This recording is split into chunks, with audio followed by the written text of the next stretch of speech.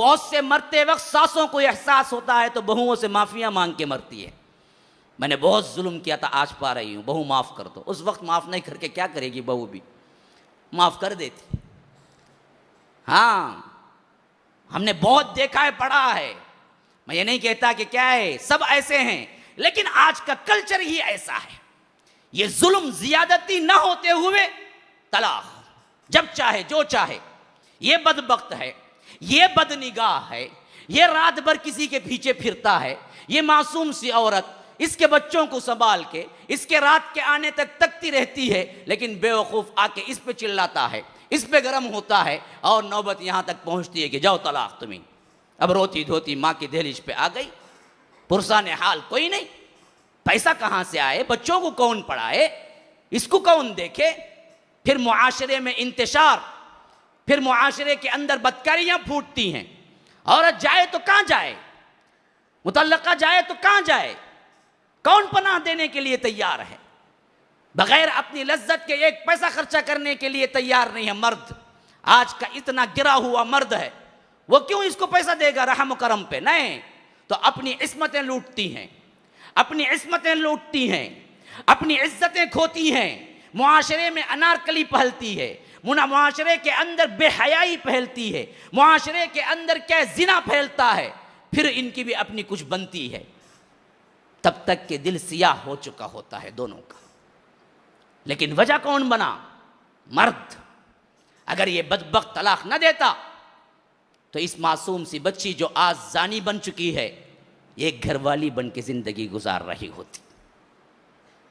اس نے شروع کیا تھا۔ اللہ چھوڑ دے گا اس کو؟ اللہ معاف کر دے گا اس کو؟ کیا سوچ رکھیں اللہ کے بعد؟ اللہ ظالم کے سپورٹ کرے گا؟ مظلوم سے اللہ تبارک و تعالی چھوڑ دے گا؟ پھر تو اللہ انصاف والا کہاں رہا؟ اللہ کے انصاف کا تقاضا ہے۔ اللہ کی قسم کھا کے کہتا ہوں، دوبارہ کہتا ہوں، سہبارہ کہتا ہوں، اللہ کے انصاف کا تقاضا ہے۔ اللہ منصف ہے، اس کے لیے ضروری ہے کہ ان بدبختوں کو اللہ تبارک و تعالی جہنم کا عذاب کا مزہ چکائے گا۔ معمولی نہیں ہے، تم روزے دار بن جاؤ لیکن تم بیوی کے ساتھ کیا کرتے ہو اللہ کو معلوم ہے۔ تم تہجد گزار بن جاؤ، تم لوگوں کے سامنے بڑے نمازی بن جاؤ، لیکن معاملات میں تم صحیح نہیں ہو تو یاد رکھو اللہ تبارک و تعالیٰ کے پاس سے چھٹ کے نہیں جا سکتے۔ اللہ تبارک و تعالیٰ تمہاری نمازوں سے دھوکہ نہیں کھا سکتا۔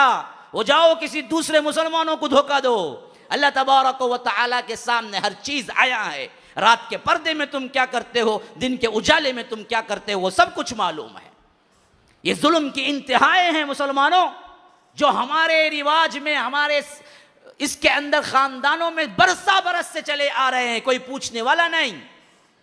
شادیاں ہوتی ہیں، ٹوٹتی ہیں، بس ایک گیا گزرا واقعہ بن گیا، سنتے ہیں اچھا ویسا ہوگا کہ طلاق دے لگی انہیں ویسا جیو نہیں کتنے کی شادیاں کر دالا طلاق، پکڑو اس کو، مارو اس کو۔